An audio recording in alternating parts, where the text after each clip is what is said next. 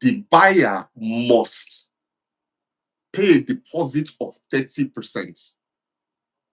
It's just global business. It's the way they do business globally. The buyer pays a deposit of 30%.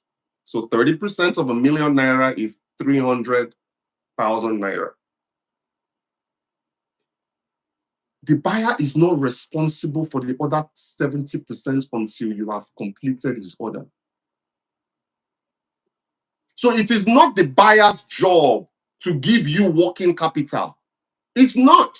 And that's the thing about Nigerians is they feel that once somebody agrees to buy something from you, the buyer now has to fund the project. That is not how it works. On a global, international level, it may work locally for you if you are local there, but on an international level, for those of you exporters looking for international buyers, the working capital has to come from your own pocket. All the buyer is obligated to do is a good faith 30% down payment. So you as a seller, you have to go and raise however much is going to cost you to produce my order.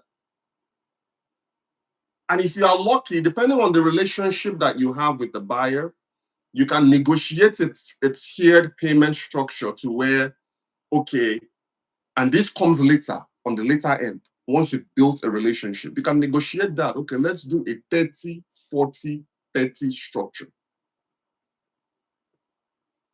where the buyer gives you 30% upfront. Once you reach a certain benchmark, the buyer releases another 40%. And then once the goods, because usually this is how it works, that 70% should be enough for you to produce that product.